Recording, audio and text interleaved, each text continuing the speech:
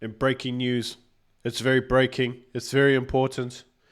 Our brother in arm, Pravin Gordhan, has been insulted for his revolutionary ideas. This man came to the country to fix Eskom. He's done everything in his power to fix this country. And yesterday, he went to that place the Boers call Wits University, the whites call Wits University, and the foreigners call Wits University. He went to that place to address some students, and this is what they had to say to him. What you're about to see, ladies and gentlemen, will shock you to your core. I hope you're prepared. You are not going to intimidate us. Don't shout. Don't shout. Don't shout. What are you going to do?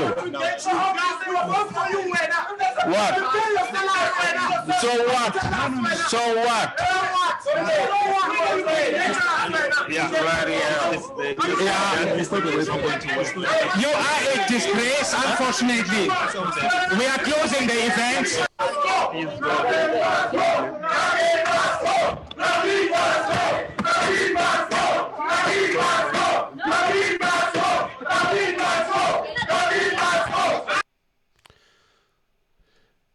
I don't know what to say. My heart goes out to the man. Now, I must say, Propaganda 24 did this news article right. They issued an article. They talked about how he had gone there to address them. These students that on the same day Wits University said, come to Wits to get a good head start in business. The same day they issued that press article, issued in Business Live, this happened. Pravin, our brother-in-law, he went there, and I've got to quote from News 24 so that the fact checkers don't hit me, but they said that Pravin was described as a roti-eating individual who they are going to spit on his grave and he should go back to where he came from. I can't contain myself. The heartbreak is too much. I must pass this over to our analyst, Robiny Cabernacle. Take it away, my friend. Thank you, Byron. Yes, I'm live in Johannesburg, and this story has shocked the nation immensely. In fact, I counted a whole 2 people who actually know that this actually happened. But, 2 people is better than none, especially in a place like Johannesburg. But what we have here, my friend, is a communist revolutionary meeting the revolution. And unfortunately, it is not the revolution he had in mind. No, he only went there to address these poor young individuals about their future by telling them how he was going to reform the SEOs of the country, how that reforming them would mean that they would have a future, looting and pillaging in these revolutionary ideas, how they would be able to steal the money out of the SEOs. And what he had in the crowd was a bunch of rabble-rousers, who he then described as the very people who want to loot and pillage from these SEOs. I mean, is this just another example of looters meeting the looties, and which looter is going to be parent looter and student looter? I thought we had already crossed that bridge. That bridge was already settled with the EFF and the ANC. The little brother always looked up to the big brother and aspired to loot like the big brother had. But what I saw yesterday in Wits University, it's no good. It's no good. No. Goodness, I'm so choked up. I can hardly, carry on with this. Yes, it's no good at all. But as we said earlier this week on the Spirit Channel, we're reaching a stage where our public ministers are finding it very difficult to show themselves and their faces at public events. It all started with that supposedly racist white person called Ian Cameron telling the poor oppressed police minister to vote.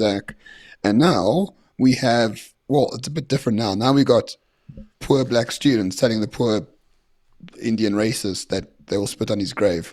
It's not a pretty sight, and our country is really tearing itself apart at the seams, and I'm not too sure how we're going to, fix this. I'm thinking a few more commission inquiries into social cohesion. I'm thinking maybe a few more conferences in terms of Rainbow Nation unity, and I'm thinking perhaps we could have some sort of concert, perhaps with all the best aspects of South Africa on stage in unison. Unfortunately, Johnny Clegg died, so that's not going to happen.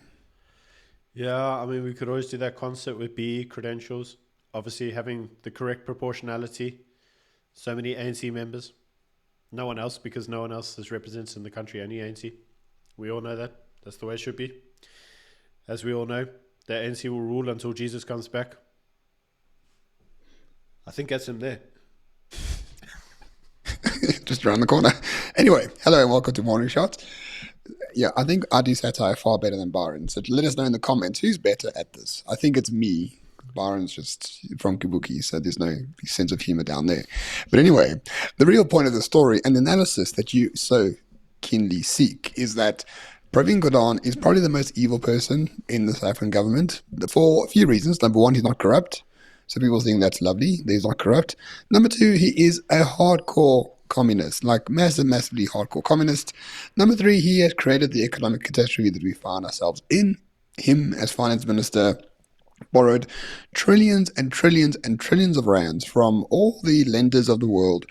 And he used that money to build bridges and fix stuff? No.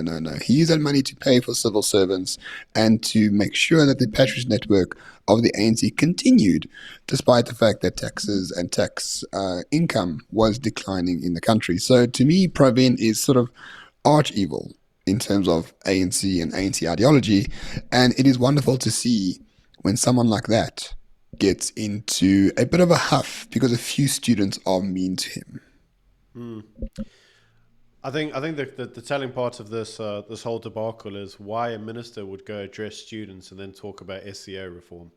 It's kind of like, I don't know about you, Ramon. I know we both went to university and we both studied law degrees, but I mean, I don't recall ever having to listen to a government minister lecture me about Policy 101. Like, most of the people were talking about what I'd do with my future and which law firm I was going to practice in, and I didn't give two shits about reforming SEOs. So why he felt the need to use it as a gesture of political grandstanding is kind of like, I'm going to go to Wits University and talk about SEO, like, let's go talk about state-owned enterprises reform. Like, not being funny, man, but who gives a shit? Yeah, like basically he went there to say that, look, he's working on a new state-owned holding company that consolidates all the SEOs and that will, or SOEs rather, and that will minimize political interference and corruption. Like, who gives a shit? Especially students. Like, who gives a shit?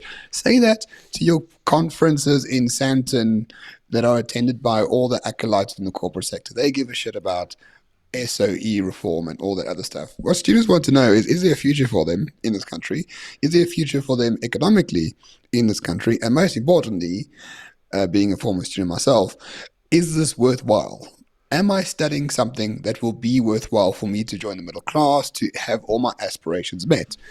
But meanwhile, old commie Fogey over here goes there and talks about Policy 101 that no one gives a shit about. And then he gets upset when people mock him. And then he says, oh, you are just as bad as the Guptas. This is all like misinformation that we must fight. It's like, oh, piss off, old commie.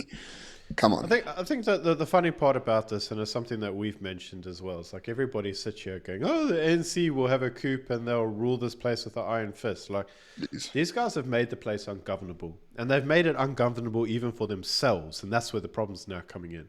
For years, the ANC sent in these people, these, whatever you want to call them, saboteurs, to go into places and basically use the whole, the old Animal Farm bleating trick, like, two legs good. And for years, they've drowned out the debate with pointless noise.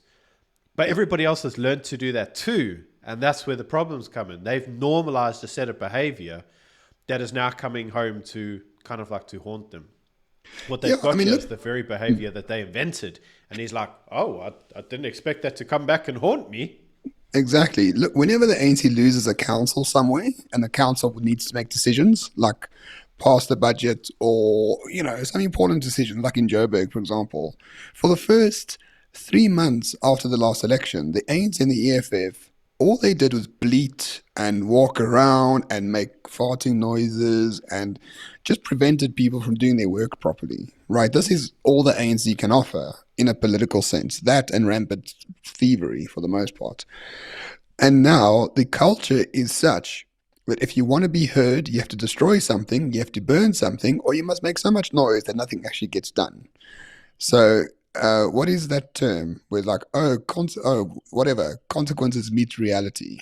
This is exactly what it is. The ANC has built this country on this type of bullshit, and now, thankfully, they are giving the bullshit straight to their face, and then saying, "Oh, this is misinformation and Gupta bot type mentality." No. It's ANC mentality 101. Couldn't agree more. I think this is just a case of the ANC have come out, they've normalized set of behavior. Now they're getting exactly what they wanted. For years, they went off to the Western Cape and they said, we're going to make this place ungovernable. Well, that's great until you go to govern it, right? And then it's like, oh, damn, did we do that? Like, yeah. So you're making it ungovernable for others, but in the process, you're making it ungovernable for yourself. And as you very rightly said, for years, these clowns have gone out and disrupted everybody in doing everything that they did, regardless of who their political opponent was. It's now coming home that none of them can go out and say anything in a political arena too, because they're also all interrupted. Sele goes out and he gets made fun of, and we have days and days of hilarious content where we get to call him a twat in the hat.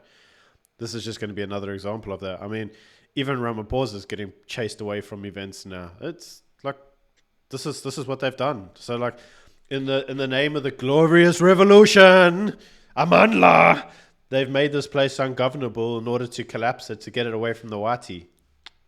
Job done, guys. You ain't going to be able to govern it either. So good luck with it. Yeah, good luck with that. And as I said earlier, Ian Cameron set a precedent by standing up to the Minister of Police. Now the Minister of whatever he is, Public Enterprises, has been stood up as well. Let's make it as uncomfortable as possible for politicians to show their face in public, and then you'll see actual real change in this particular country. But with that, my friends, I have to be on my way. Thank you for watching. We'll be in touch. Thanks very much, everyone. Good timing. Cheers. Fuck. Bye.